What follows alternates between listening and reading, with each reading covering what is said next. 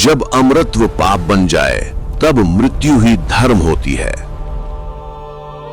बहुत पहले, जब समय नया था और प्रकाश अपना स्वरूप सीख रहा था, स्वर्ग में एक योद्धा था, वीर। वो मानव था, पर उसकी आत्मा में देवों जैसा तेज था। उसने स्वर्ग के लिए युद्ध लड़े, उसने दानवों के सिर झुकाए और देवताओं ने उसे देव सखा कहा।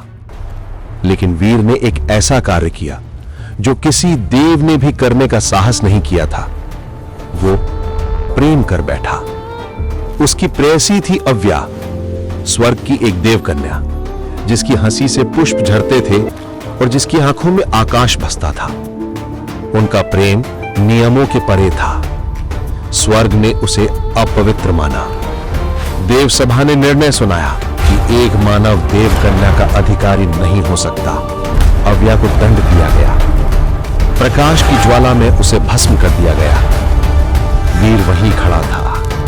उसके चारों ओर देव हंस रहे थे और उसके भीतर, जहां कभी उसका विश्वास था, वहीं अब केवल क्रोध था। उसने कहा, तुम्हें अमरत्व मिला था, अब मैं तुम्हें मृत्यु दूंगा। उस दिन स्वर्ग में पहली बार हवा कांपी।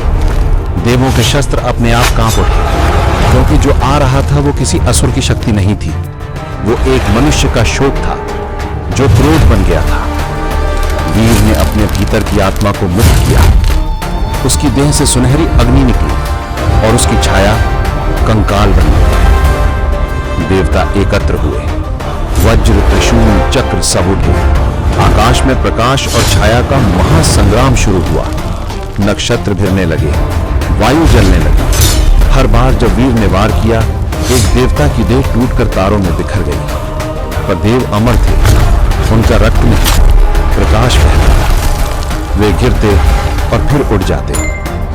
वीर ने देखा, युद्ध अनंत है। जब तक अमरत्व रहेगा, ये रुक नहीं सकता।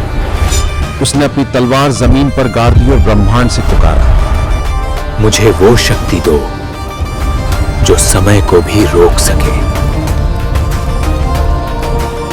और तब ब्रह्मांड ने उत्तर दिया।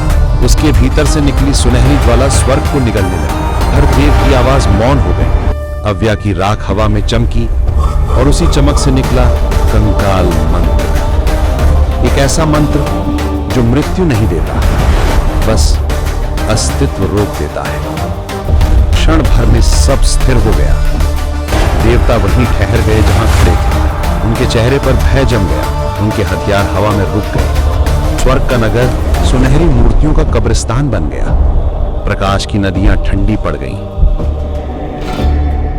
और वहां अव्या की आत्मा धीरे धीरे उसकी ओर आ रही थी। उसके चारों ओर शांति थी। वो मुस्कुरा रही थी। अब हमें मुक्ति मिली, वीर। फिर वो प्रकाश में विलीन हो गई। वीर ने सिर झुका लिया। फिर उसने अपनी तलवार उठाई और एक अंतिम बार स्वर्ग की दिशा में प्रहार किया। पूरा लोक फट गया। देवताओं की हड्डियां, उनके मुकुट, उनके कवच सब गिरते हुए धरती की ओर आने लगे। जहां स्वर्ग गिरा, वहीं पृथ्वी पर राख और हड्डियों का अंबार जमा हो गया। उन टुकड़ों से जन्मा एक वन, जहां पेड़ों की जड़ें हड्डियों से गूंथी और हवा में स्वर्ण धूल तैरती रही। लोगों ने उसे नाम दिया कंकाल वन। कहा जाता है उस रात के बाद स्वर्ग मौन हो गया। देव अब कभी वापस नहीं आए और वीर वो कहीं नहीं मिला। कुछ कहते हैं वो उसी राख में समा गया। कुछ कहते हैं वो कंकाल वन का पहला प्रहरी बना और कुछ कहते हैं वो अब भी सो रहा है, उसी दिन की प्रतीक्षा में जब कोई देव फिर से अमरता का दावा करेगा। और जब तूफान उठता है और जंगल की हड्डियां एक साथ खनकती हैं, तो दूर से एक आवाज आती है, अव्या। फिर सब शांत हो जाता है। बस हवा में सुनहरी राख घूमती रहती है, जैसे स्वर्ग की कोई अधूरी प्रार्थना। और वही है कंकाल वन की सच्चाई। एक वन नहीं, एक युद्ध की स्मृति, एक मनुष्य के प्रेम का दंड जिसने देवताओं का युग समाप्त किया।